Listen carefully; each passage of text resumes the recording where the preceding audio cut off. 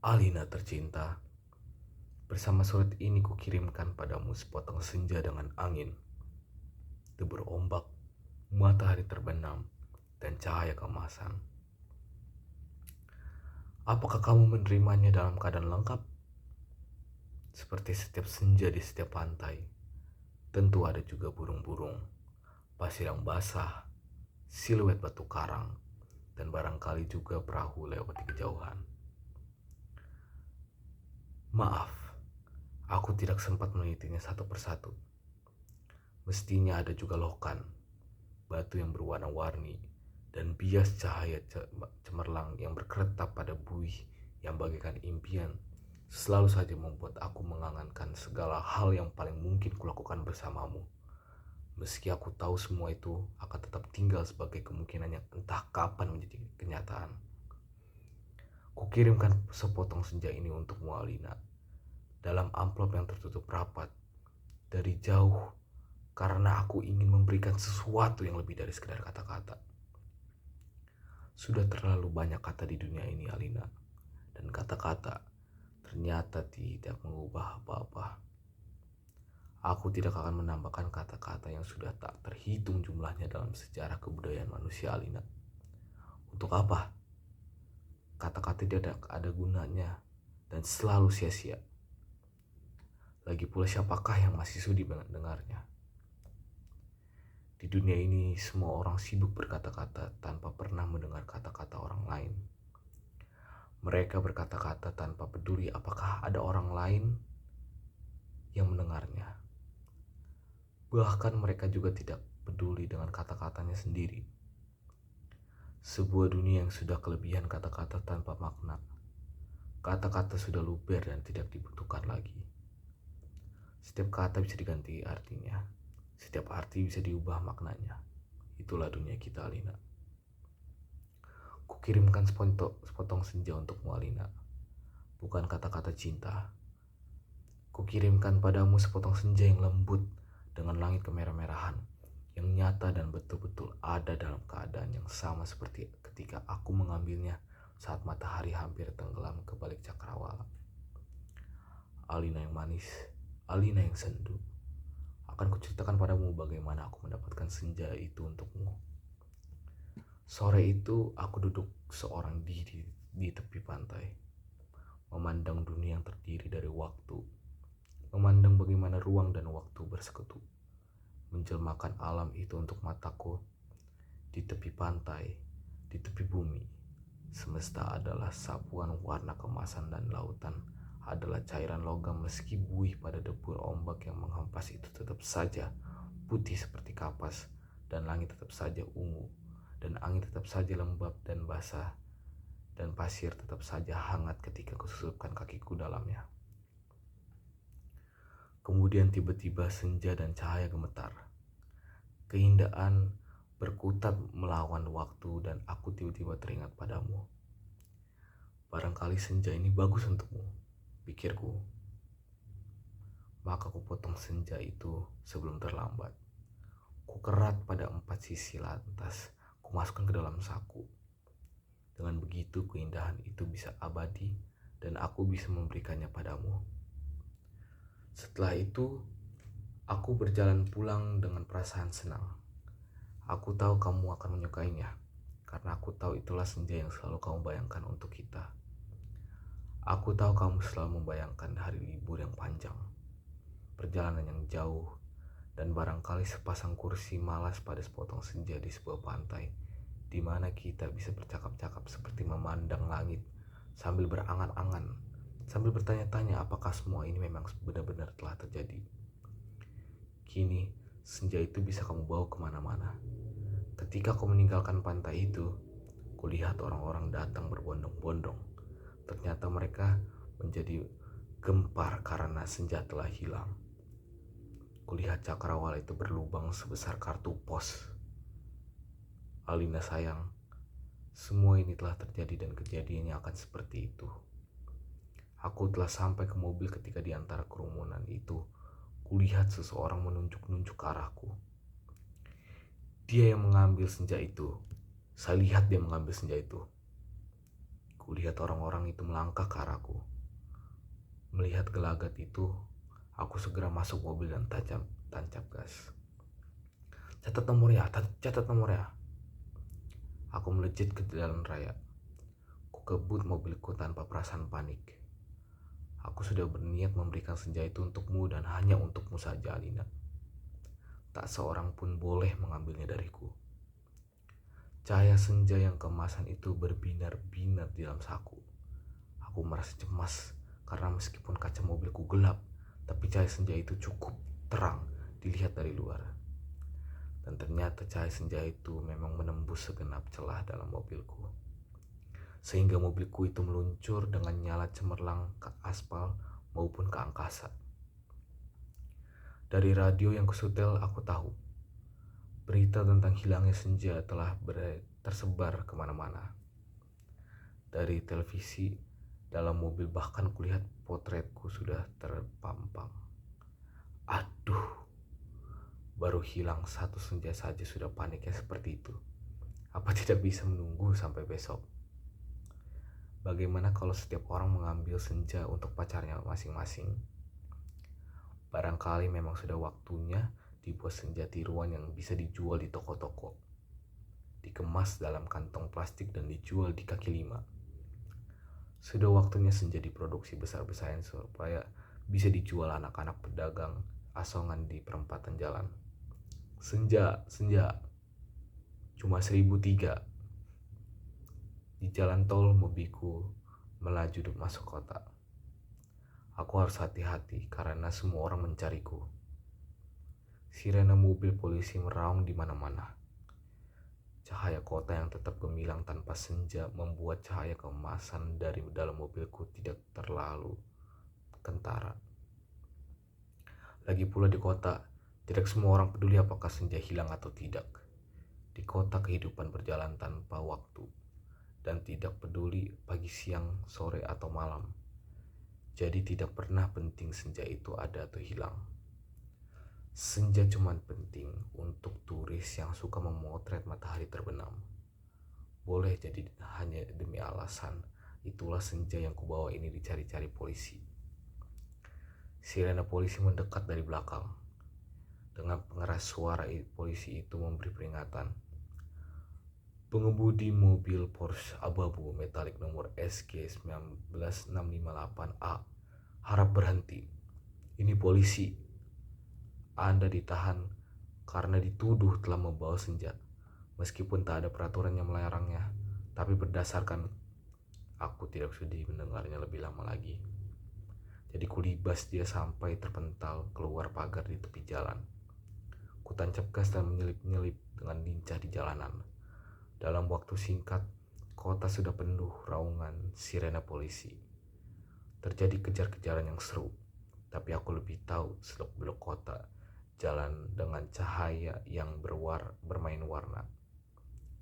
Gang-gang gelap yang tak pernah tercatat dalam buku alamat, lorong-lorong rahasia yang hanya diperuntukkan bagi orang-orang di bawah tanah. Satu mobil terlempar di jalan lain.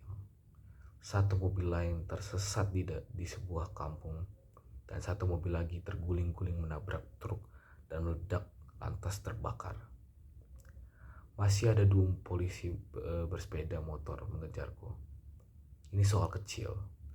Mereka tak pernah bisa mendahuluiku, dan setelah kejar-kejaran beberapa lama, mereka kehabisan bensin dan pengendaranya cuma bisa memaki-maki. Kulihat senja dalam saku bajuku masih utuh. Angin berdesir, langit semburat ungu, debur ombak menghempas ke pantai. Hanya pada mula senja ini kuserahkan Alina. Tapi Alina, polisi ternyata tidak sekonyol yang kusangka. Di segenap sudut kota mereka telah siap siaga. Bahkan aku tak bisa membeli makanan untuk mengisi perutku. Bahkan di langit tanpa senja, helikopter mereka menyorotkan lampu ke setiap celah gedung bertingkat. Aku tersudut dan akhirnya nyaris tertangkap. Kalau saja tidak ada gorong-gorong yang terbuka, mobilku sudah kutinggal ketika memasuki daerah kumuh itu.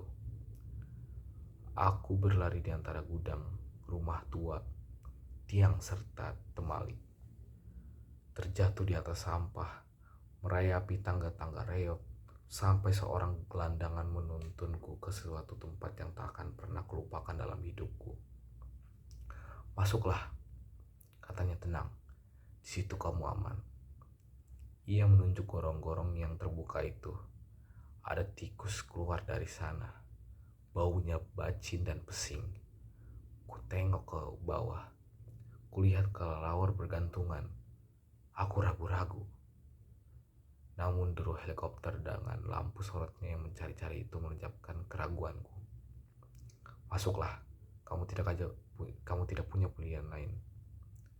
Dan gelandangan itu mendorongku. Aku terjerembab jatuh. Bau busuknya bukan main. Gorong-gorong itu segera tertutup dan kudengar gelandangan itu merebahkan diri di atasnya. Lampu sorot helikopter menembus celah gorong-gorong, tapi tak cukup untuk melihatku. Kuraba senja dalam kantongku. Cahayanya yang merah kemasan membuat aku bisa melihat kegelapan. Aku melangkah dalam gorong-gorong yang rupanya cukup tinggi juga. Kusibukan kelelawar-kelelawar bergantungan yang entah mati entah hidup itu. Kulihat cahaya putih di ujung gorong-gorong. Air busuk mengalir setinggi lutut, namun makin ke dalam makin surut. Di tempat yang kering kulihat anak-anak gelandangan duduk-duduk maupun tiduran.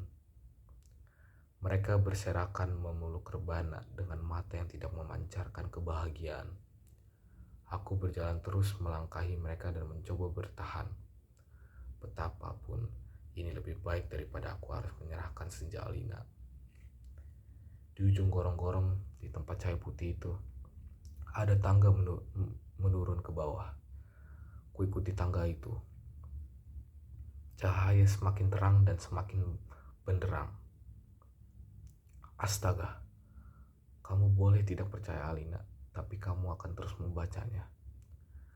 Tangga itu menuju ke mulut sebuah gua. Dan tahukah kamu ketika aku keluar dari gua itu, aku ada di mana?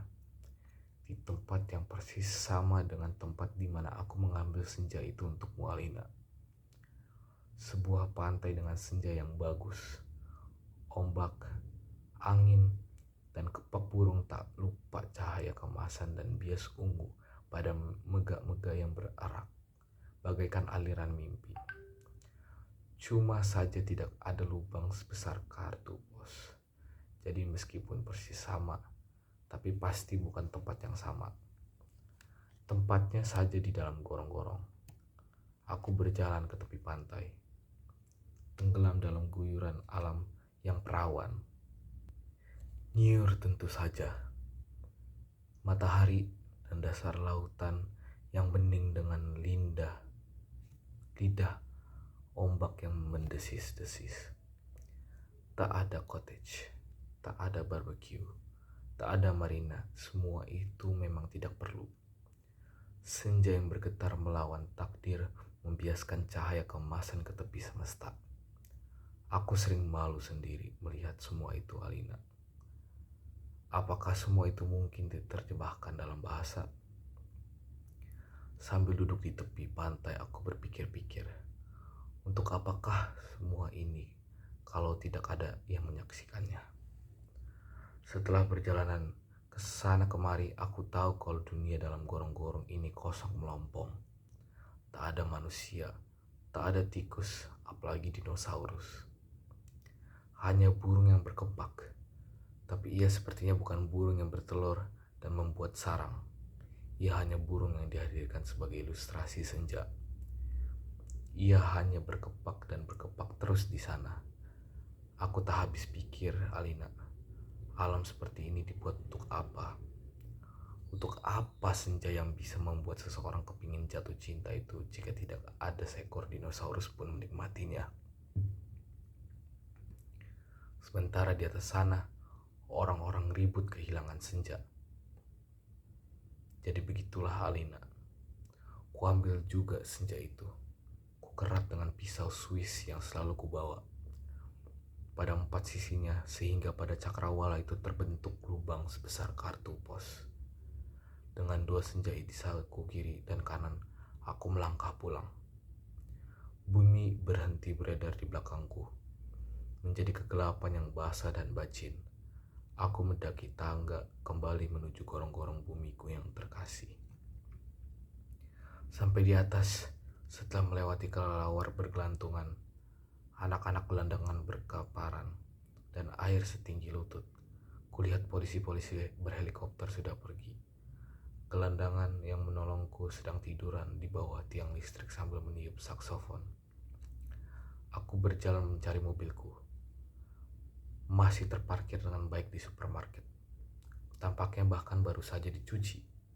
Sambil mengunyah pizza, segera aku kebut mobilku menuju ke pantai. Dengan dua senja di saku kiri dan kanan, lengkap dengan matahari, laut, pantai, dan cahaya keemasannya masing-masing. Mobilku bagai memancarkan cahaya ilahi. Sepanjang jalan tol ku tancap gas dengan kecepatan penuh. Alina kekasihku, pacarku, wanitaku. Kamu pasti tahu apa yang terjadi kemudian. Kupasang senja yang dari gorong-gorong pada lubang sebesar kartu pos itu. Dan ternyata pas. Lantas kukirimkan senja yang asli ini untukmu lewat pos. Aku ingin kamu mendapatkan apa yang kulihat pertama kali. Senja dalam arti yang sebenarnya bukan semacam senja yang ada di gorong-gorong itu. Kini, gorong-gorong itu betul-betul menjadi gelap, Alina. Pada masa yang akan datang, orang-orang tua akan bercerita pada cucunya tentang kenapa gorong-gorong menjadi gelap. Mereka akan berkisah bahwa sebenarnya ada alam lain di bawah gorong-gorong dengan matahari dan rembulannya sendiri. Namun semua itu tiada lagi karena seseorang telah mengambil senja untuk menggantikan senja lain di atas bumi. Orang-orang tua itu juga akan bercerita bahwa senja di atas bumi yang asli telah dipotong dan diberikan oleh seseorang kepada pacarnya. Alina yang manis, paling manis, dan akan selalu manis. Terimalah sepotong senja itu hanya untukmu dari seseorang yang ingin membahagiakanmu. Awas, hati-hati dengan lautan dan matahari itu. Salah-salah cahayanya membakar langit, dan kalau tumpah airnya bisa membanjiri permukaan bumi. Dengan ini, kukirimkan pula kerinduanku kepadamu dengan cium, peluk, dan bisikan terhangat dari sebuah tempat yang paling sunyi.